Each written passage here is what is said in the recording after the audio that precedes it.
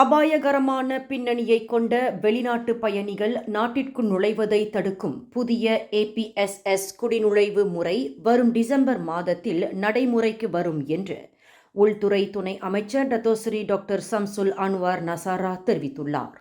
இந்த முறையின் மூலம் அதுபோன்ற வெளிநாட்டு பயணிகள் நாட்டிற்குள் வரும் முன்னே அவர்களின் பின்னணி மற்றும் அபாய மதிப்பீட்டை கணிக்க முடியும் என்றும் நாடாளுமன்றத்தில் இன்று திங்கட்கிழமை சம்சுல் அன்வார் குறிப்பிட்டுள்ளார்.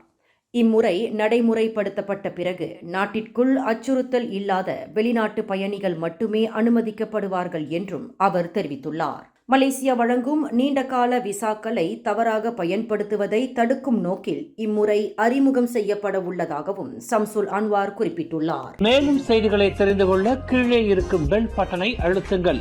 உங்கள் மகிழ்ச்சியை வெளிப்படுத்த லைக் மற்றும் ஷேர் செய்யுங்கள். தொடர்ந்து திசைகளோடு இணைந்திருக்க சப்ஸ்கிரைப் செய்யுங்கள்.